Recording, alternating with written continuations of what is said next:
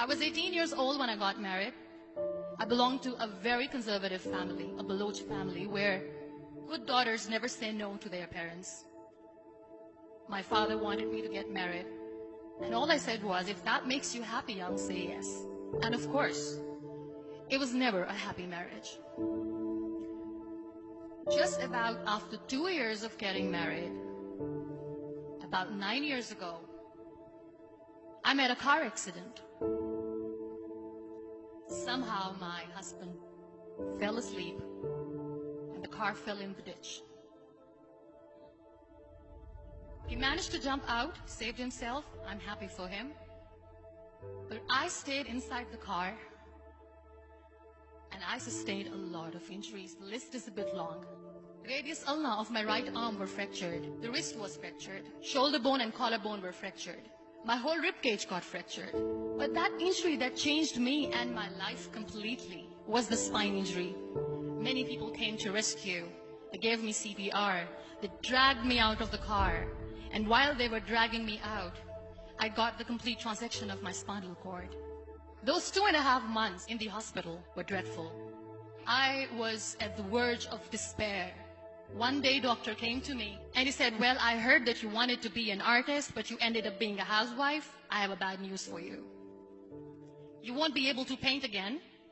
Next day, doctor came to me and said, your spine injury is so bad, you won't be able to walk again. I took a deep breath and I said, it's all right.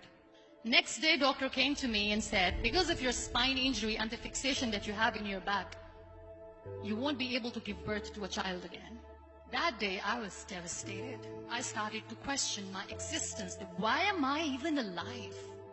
So what kept me going was, one day I asked my brothers, I know I have a deformed hand, but I'm tired of looking at these white walls in the hospital and wearing these white scrubs. Bring me some colors, bring me some small canvas. I want to paint. So the very first painting I made was on my deathbed, where I painted for the very first time. What an amazing therapy it was. Without uttering a single word, I could paint my heart out. I could share my story. People used to come and say, what lovely painting. So much color.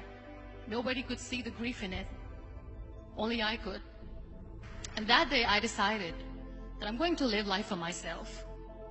I am not going to be that perfect person for someone. I am just going to take this moment and I will make it perfect for myself. That I'm going to fight my fears. So I wrote down one by one all those fears. And I decided that I'm going to overcome these fears one at a time. You know what was my biggest fear? Divorce. But the day I decided that this is nothing but my fear, I liberated myself by setting him free. And I made myself emotionally so strong that the day I got the news that he is getting married, I sent him a text that I'm so happy for you and I wish you all the best. And he knows that I pray for him today. Number 2 was, I won't be able to be a mother again. And that was quite devastating for me. But then I realized there are so many children in the world, all they want is acceptance. So there is no point of crying, just go and adopt one. And that's what I did.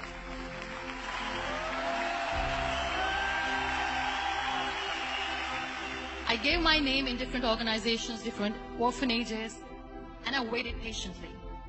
2 years later, I got this call from a very small city in Pakistan. I got a call and they said, are you Muniba Mazari? There is a baby boy and would you like to adopt? I could literally feel the labor pain. I said, yes, yes, I am going to adopt him. I am coming to take him home. And that day, I was 2 days old, and today he's 6.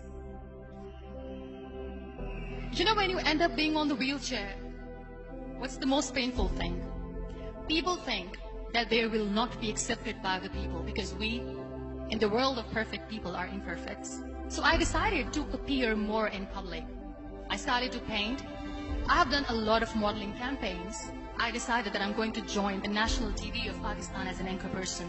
I became the National Goodwill Ambassador for UN Women Pakistan, and now I speak for the rights of women, children. I was featured in BBC 100 Women for 2015. I'm one of the Forbes 30 under 30 for 2016. So when you accept yourself the way you are, the world recognizes you. It all starts from within. We have this amazing fantasy about life. This is how things should work. This is my plan. It should go as per my plan. If that doesn't happen, we give up. I never wanted to be on the wheelchair. Never thought of being on the wheelchair. This life is a test and a trial, and tests are never supposed to be easy. So when you are expecting ease from life, and life gives you lemons, then you make the lemonade, and then do not blame life for that. It is okay to be scared. It is okay to cry. Everything is okay, but giving up should not be an option. They always say that failure is not an option. Failure should be an option, because when you fail, you get up, and then you fail, and then you get up, and that keeps you going. Embrace each and every breath that you are taking. Celebrate your life. Live it. Don't die before your death.